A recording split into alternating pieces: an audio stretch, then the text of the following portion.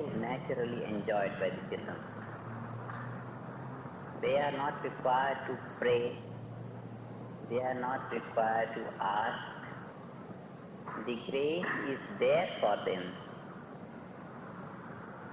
The great Father, the Almighty Creator, the Almighty Creator of all of us, His grace is there for us to enjoy. Only we have to keep ourselves in their grace and we enjoy. The grace is there. We have only to keep ourselves in that grace, and it is there for us to only begin to enjoy what is necessary. We begin to enjoy it and we continue to enjoy it, and we don't run out of it. As a matter of fact, it's not possible for us to run out of the grace of the Almighty, merciful Father. It's not possible for the children to get out of the grace of mother and father.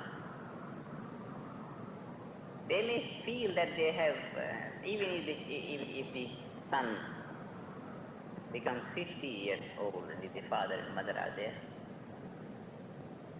he is in the loving benevolence of father and mother.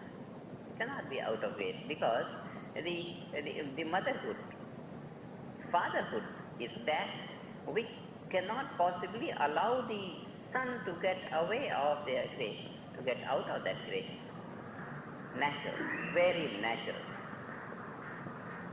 So it is natural for all human beings, all animals, all creation to naturally enjoy the grace of the divine. The grace of the merciful Father is just there. We have only to enjoy. Now we are enjoying it, there is no doubt about it. Everyone is enjoying. Now, there are different aspects of joy in life. All the different aspects of joy are nothing but expressions of the loving benevolence of the Almighty Father. All that we are enjoying and all in the field of relativity is all full of joy.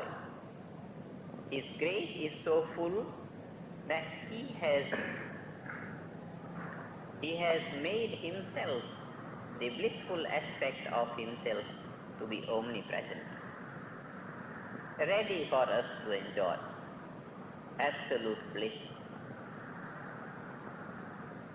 Absolute bliss. Absolute bliss consciousness. Consciousness, absolute consciousness is existence, experience and creativity. When we say consciousness, consciousness includes existence, the state of experience, creativity. All that is there. It's absolute bliss, absolute consciousness.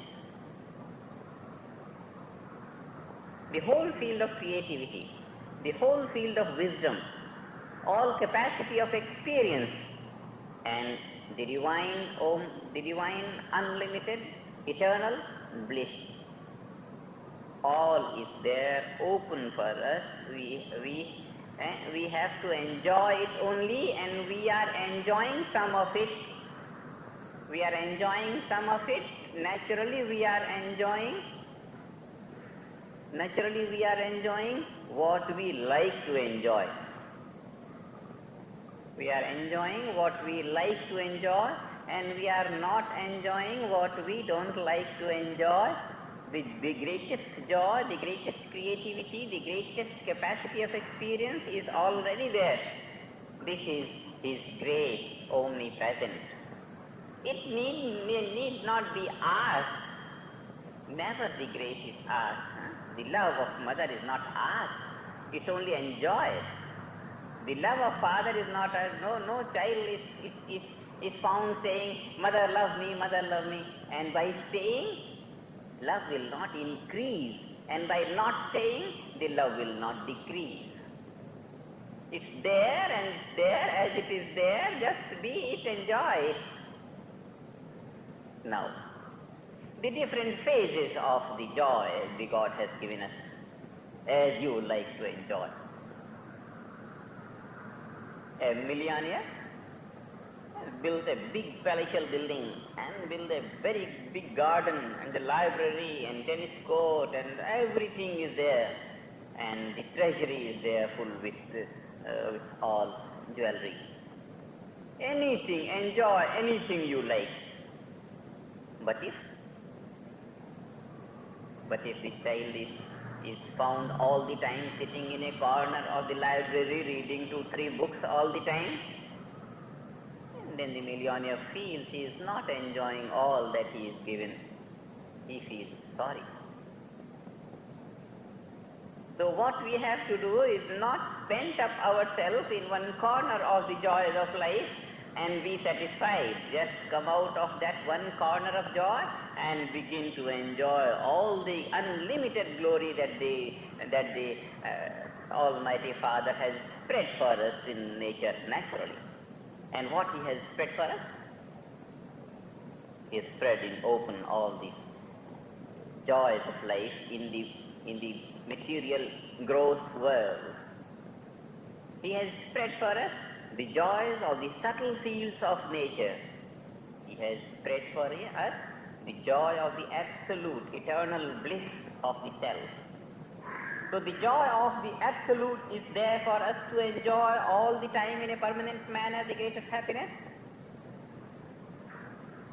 The relative joys of subtle fields of nature, which are much more glorified than the gross field of experience, that is open for us, and the diverse varieties of the joys in the field of growth world, that is open for us.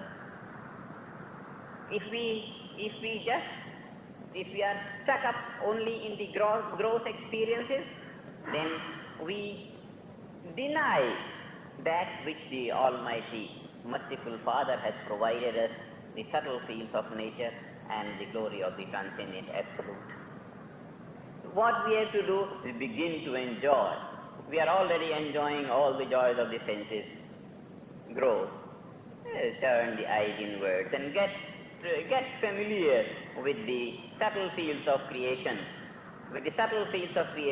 which are much more powerful, much more glorified, more full of life.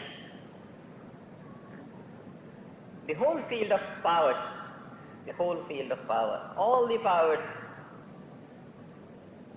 which can command the whole field of phenomenal existence, the whole field of gross experiences, all could be commanded. All those great powers are there in the subtle fields of creation. We get onto that field and begin to enjoy that great powers, begin to own those powers, begin to command all those great powers, and begin to be the master of the whole creation. And further on, get on to the transcendent divine bliss. Be divine, being divine, being the man of the world, being the divine, we enjoy all glories of life, and this is grace of the Almighty, which is open to us.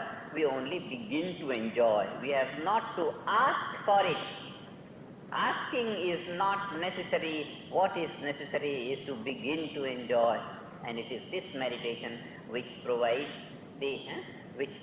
everyone to get to the subtle fields of those powers and greater knowledge and greater happiness, and ultimately to that which is absolute knowledge and absolute power and absolute happiness, eternal bliss consciousness. All that we begin to enjoy in one stroke of meditation. This meditation is a technique to enjoy all that the great Almighty Merciful Father has provided us.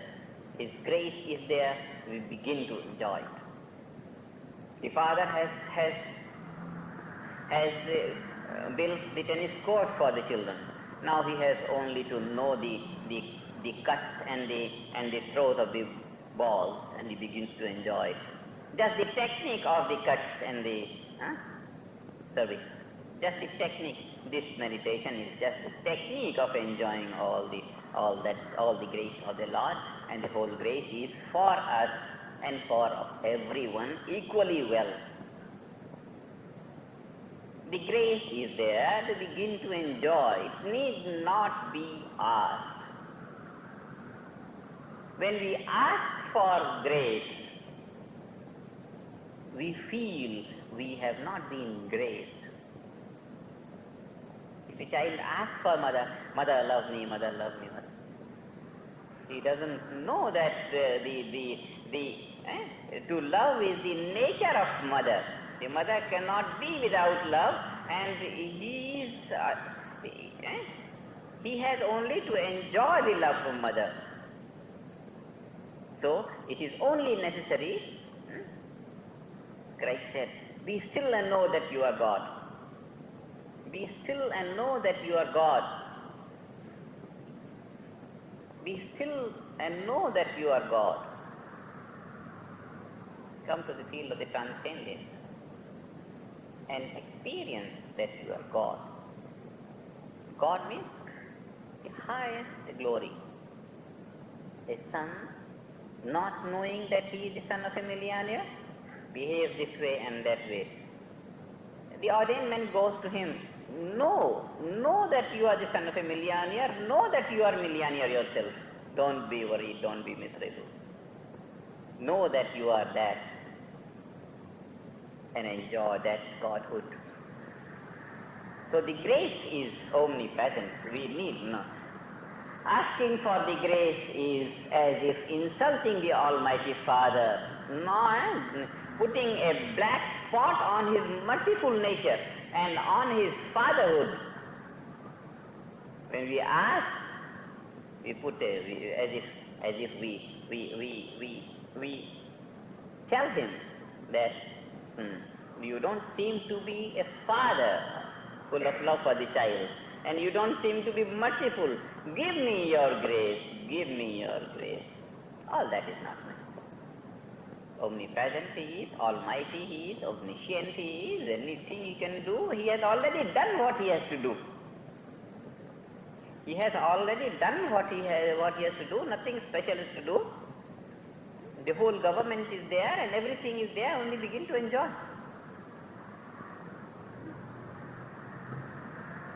So the grace of the God is there. Only let us not feel that we are out of grace or we have to earn the grace of God. Can we earn the grace? Cannot earn the grace of God. Love of mother, love of father, it cannot be earned. It cannot be earned. Only it is a thing to be enjoyed. It's already there. It's a thing to be enjoyed. It's just enjoyed. It's just there. To feel that it is not there and try to earn it is something unnatural. It's something unnatural.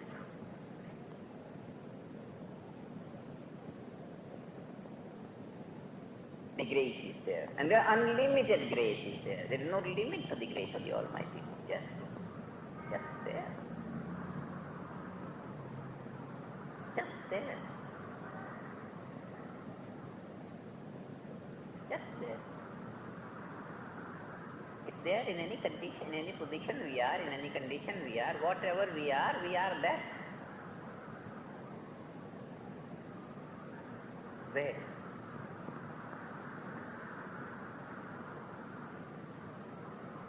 Only meditation is just the technique of enjoying different aspects of the grace. In the world as it is, we are already enjoying the objects of the senses, all beauties through the eyes, all melodies through the ears, all good taste through all the senses. We are already enjoying the gross world. But we are enjoying only the growth Meditation is a technique where we begin to enjoy the subtler fields of creation. The subtler fields of creation, all the latent faculties develop and the latent capacities are unfolded, and man becomes fuller man and more powerful, more knowledge, more happiness, more peace, more of everything, more of everything. Ultimately, come on to the transcendence, coming on to our own self, we become full divine, full divine. It's nothing that we earn, it's already there, we begin to enjoy.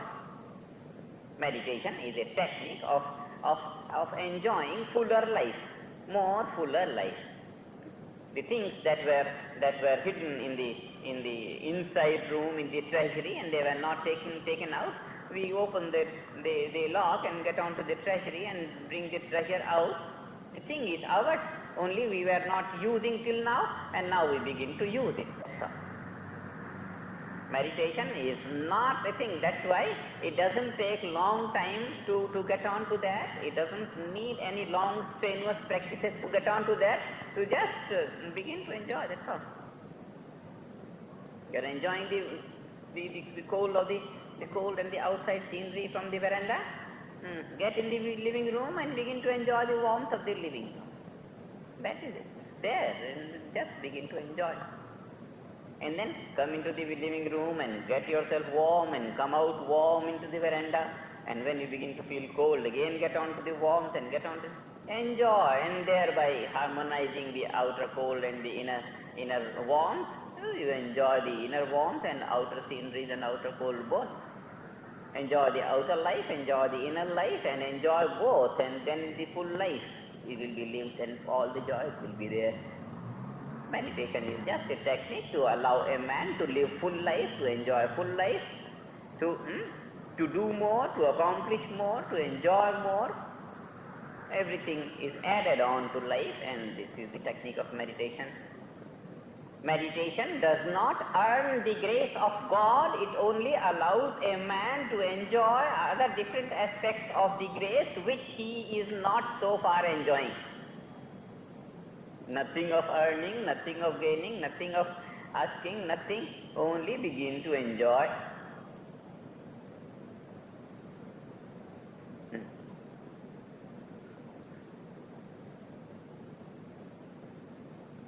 Begin to.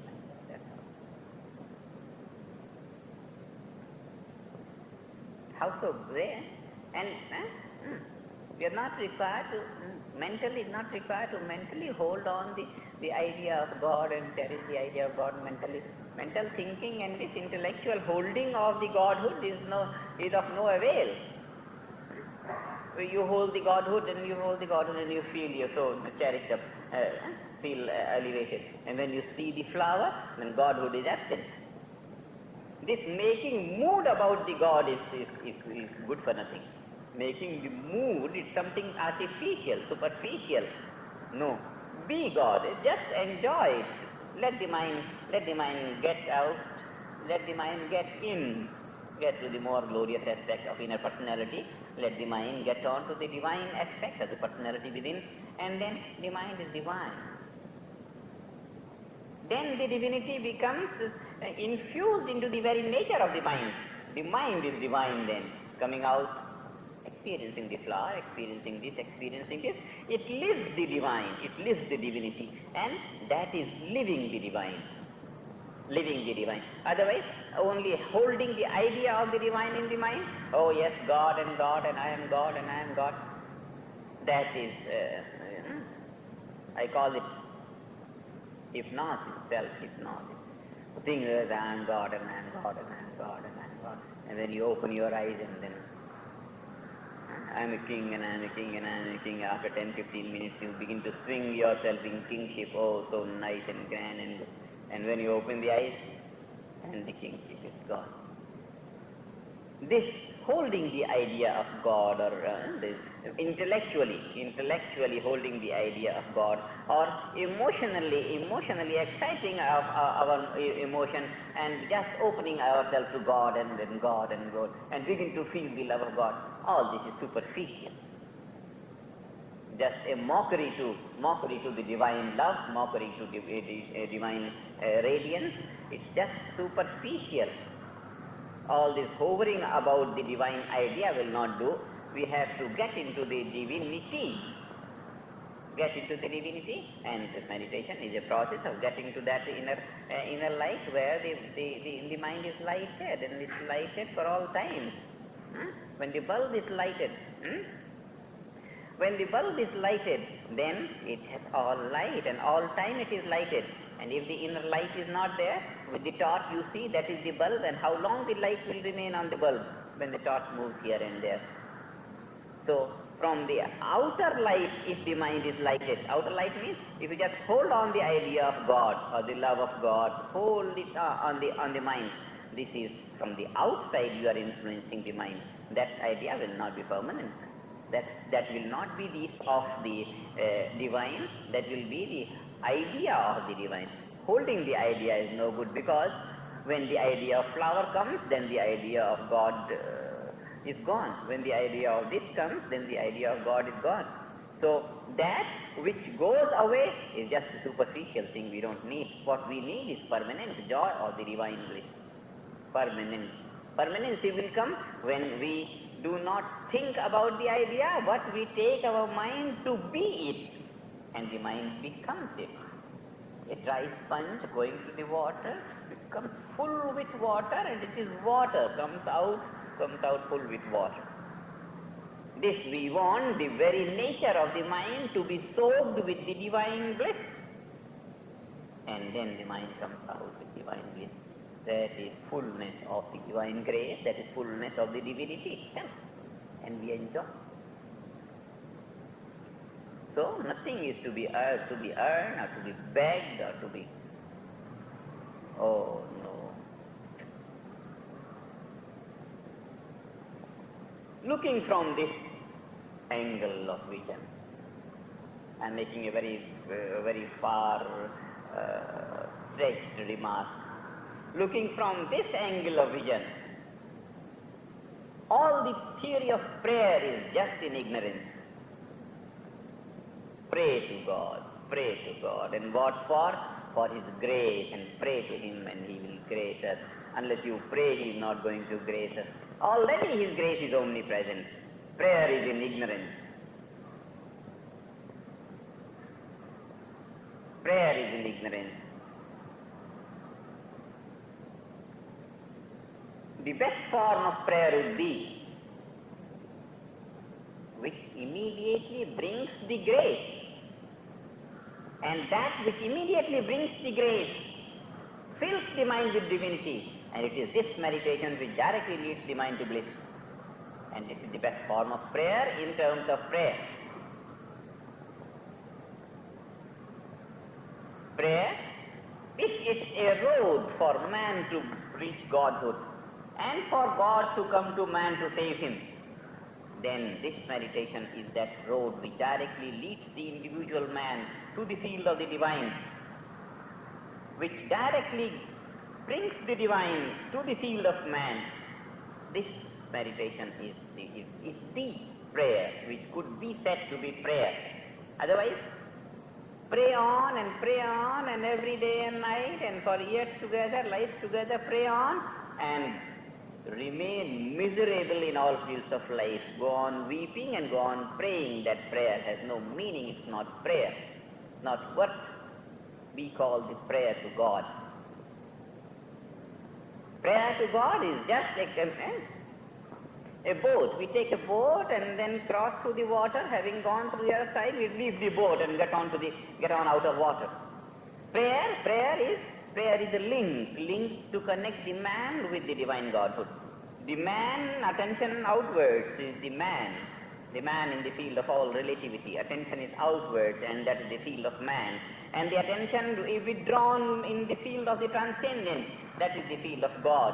And the bridge to connect, the link to connect, is the process of meditation, which leads the mind directly inward. And that's the prayer.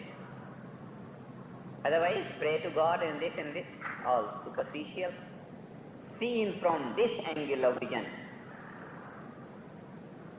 those who don't have this high idealistic type of prayer, go on praying in the superficial manner, and praying in the superficial manner, sometimes seeking about God, sometimes they come on to this channel and get on to the right prayer.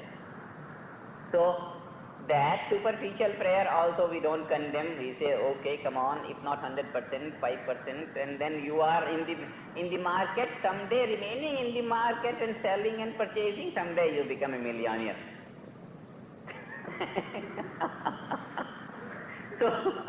So we don't we don't discourage anyone, but say, go on praying, come on, pray, and if you can have a chance, pray so that the prayer may be heard and it connects you with the divinity. And this is that.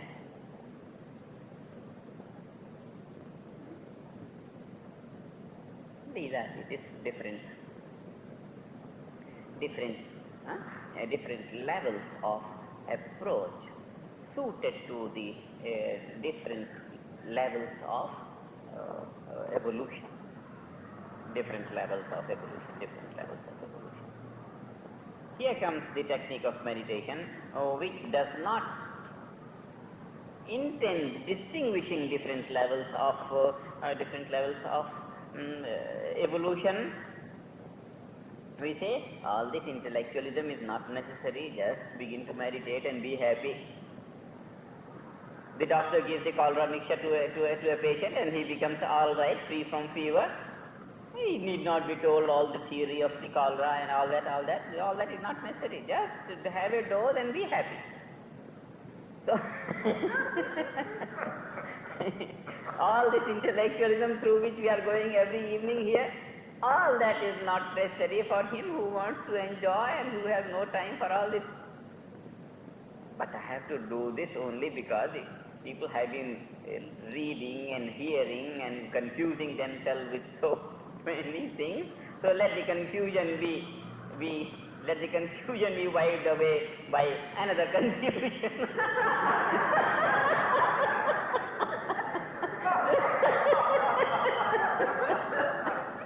Just all this talking about is, I don't count upon it as anything serious except that the bundle of confusions again.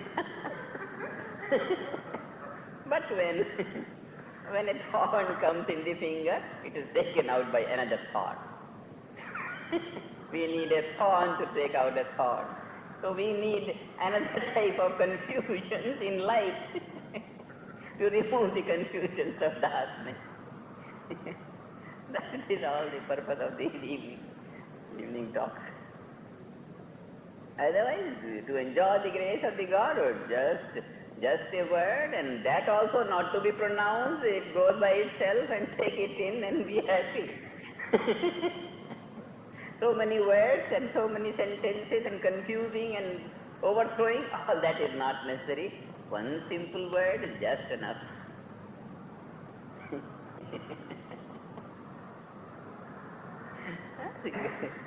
The God, oh, so merciful and so almighty, and just see the creation, whole creation, just it's all to be enjoyed, the grace of the God.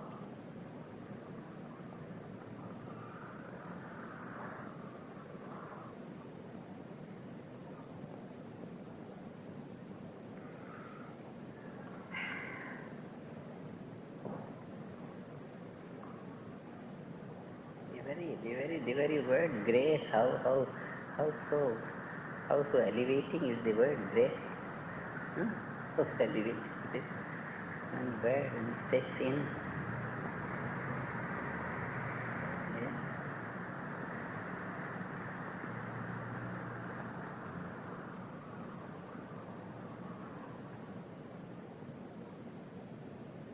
And then all the time we are in the market. In the treasury, we don't remain all the time. For 5 minutes we go and come out handful.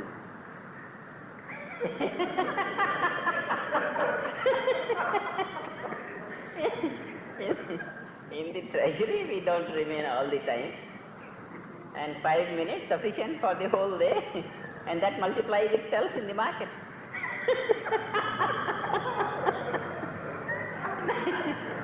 So, to get on to the inner glory of the divine and get on to the pure divine nature, absolute bliss consciousness. Just a few minutes needed and we come out hands full and saturated, and then that's all needed.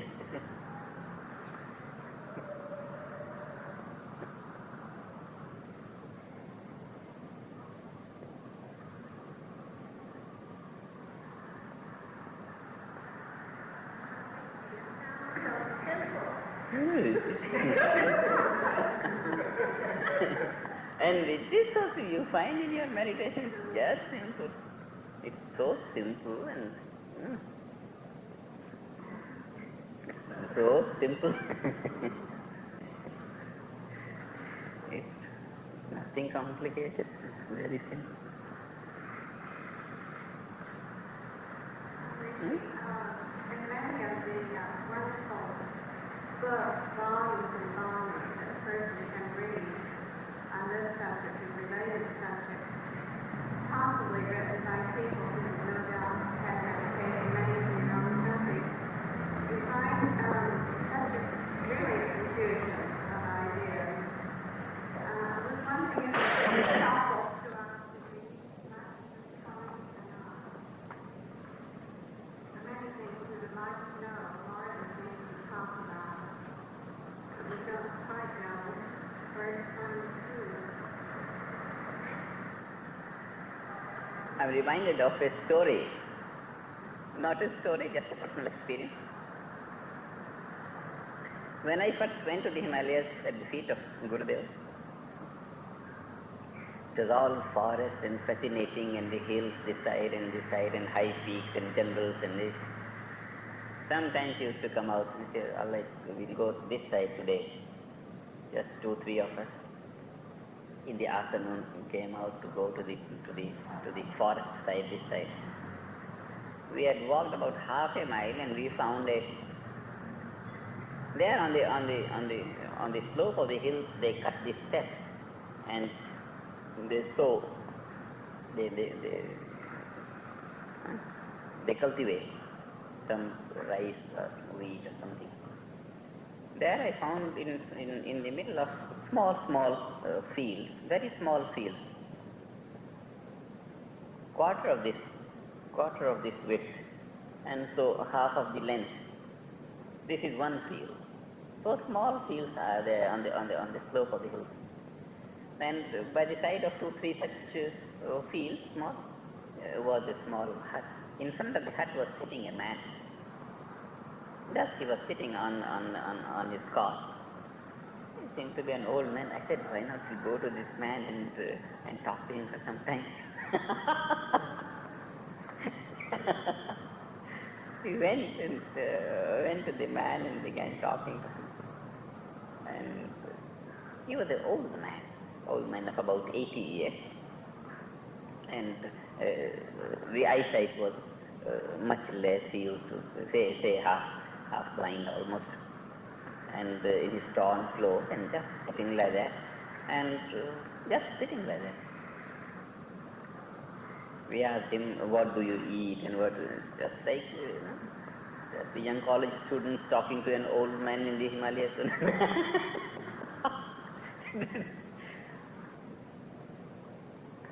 He gave on what he eats and this, and then he began.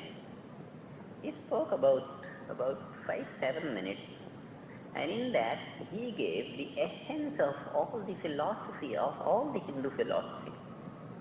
And the essence he gave, that all this is omnipresence and bliss is there, and what are you suffering for? And he gave the essence, the gist of all the philosophy.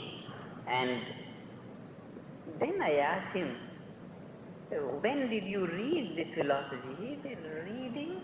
I don't know reading.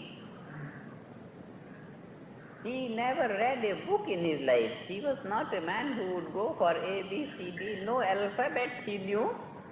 A man of 80 years in the Himalayas, and he had not read a book, and he gave the essence of the philosophy of life All the essence that I talked to you about Gita the other day, all the transcendent and divine omnipresent is it, all he gave in about 5-7 minutes. And he was a man not read one letter. And he said, oh, we are living in these hills and this is Devlok. Devlok means this is the land of God. This is the land of angels and gods. He says, here we are. And I have been hearing this bliss is life from my grandfathers and fathers coming on. And they have been telling me there was Arjuna and there was Krishna and they fought like that and they fought like that. All that he knew from his legends, from his tradition. Not a word known, but he is living all bliss in life, actually living all bliss in life, living cosmic consciousness, not reading a word and not worrying for anything. Just so much self-contained. This was all his livelihood, a few of such small fields, and there he was. Reading this and reading that and this and this, it's all a more confusion. This is the misery of the present system of education. This reading is the misery of the present system of education, which confines the intellect of man on informatory knowledge only. As if the outside information is only the source of knowledge for man. Outside, informed knowledge is only the source of knowledge for man. No. Inner life is the reservoir of all these knowledge. It is absolute wisdom, source of all branches of learning. Once it is kindled, you know what is what. And all this is all that which the people break their heads for so many years. Just childish, it becomes childish. Just childish. It has some bearing in the outer world, but it has that bearing which, so unfortunate. Present system of education is only capable of increasing the thirst of knowledge. It fails to satisfy the thirst of knowledge, it only increases the thirst of knowledge. A man taking PhD in history, supposed to be the master of history and more than the master, more genius, PhD in history. Ask him what he knows of history. When he came to take the master's degree, what he knew was, he has known very little of history. And the more he read, the more unread field of history he found ahead. The more he read the history, the more unread field of history he found. So the more he reads, his ignorance of the subject increases rather than the knowledge. Very plain logic, easy to be understood. As one reads in any subject, in physics, one goes ahead into the vibrations and this. Oh, he finds greater field of the unknown ahead. The more a man knows in the field of the information, the greater field of the unknown is found ahead. Eventually, the next result of education is that the thirst of knowledge is excited, but the present system fails to satisfy the thirst. You give a man is dying of thirst, you give him 2 drops of water, immediately he will collapse. 2 drops of water will not be able to satisfy him. All the more the thirst will be excited greater. This is the present system of education. It fails to satisfy the thirst of happiness. Along with this, accepted that the informatory knowledge is also necessary for all the obvious dealings in life. But all that is not enough. If along with the informatory knowledge, there be a system of unfolding the inner latent faculties of the mind, then inner latent faculties will be developed, outer information will be there, the inner source, the source of all branches of learning will be opened, and from inside will burst with a great force this fountain of knowledge, and that will satisfy this thirst of knowledge of man. That will really make man in the position of knowing everything, and that will satisfy the thirst of knowledge of man. Reading this and reading this and reading this is absolutely not necessary. It amounts to only a waste of time. when you don't get this thing and this thing and this thing, they go on reading books and reading books. From books, nobody will be able to get on to cosmic consciousness or self-realization. Practice, regarding practice, books might describe some practice. Do sit like that and sit like that and do like that and do like that. But books will not be able to check the experiences, personal experiences. When you sit like that according to that book, you begin to feel something, experience something. And when you experience something,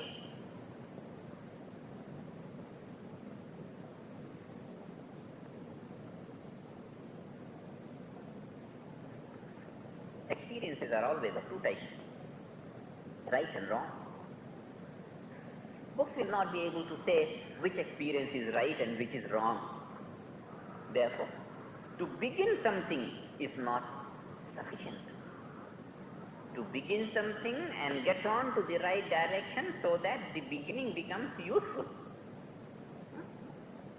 You get onto the boat, and if you don't know where the boat is going and where it is going and where it is going, it's no good. That's why the personal guidance is needed. Begin a thing and see that you have been put on the right and get on to that. Because there is not long path to it, no long way to it. The divine is there, just there. So it should not take long time to get on to that. If you take a long time, that means the inward turning is not in the right direction. Quite inward turn has not been taken. Either you are shifted this side or shifted this side. To correct this shifting is needed some practical guide who would be able to converse with you, correct you, and get on to the right thing.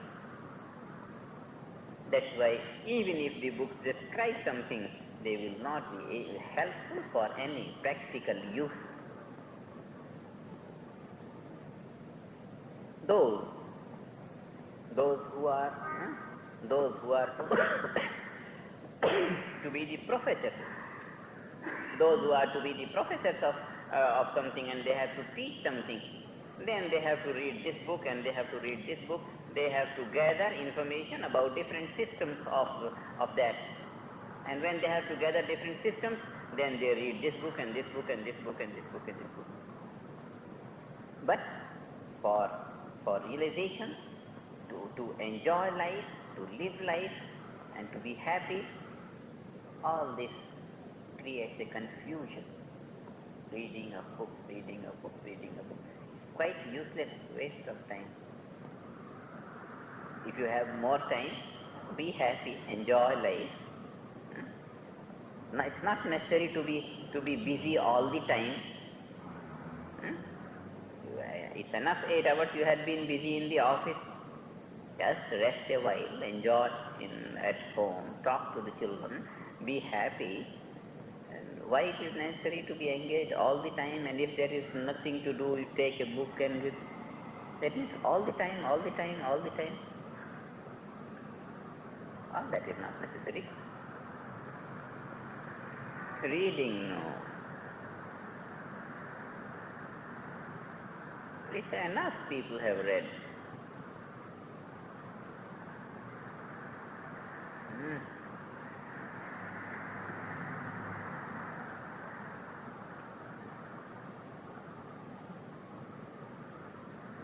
Reading. All those who are practicing meditation, I recommend them the original scriptures. and then you will be able to get something right. The books written by the present authors on these subjects of yoga and Vedanta, they confuse more than clarify. Always try to read the original scripture, and from the original you will find, oh, this and he meant this, and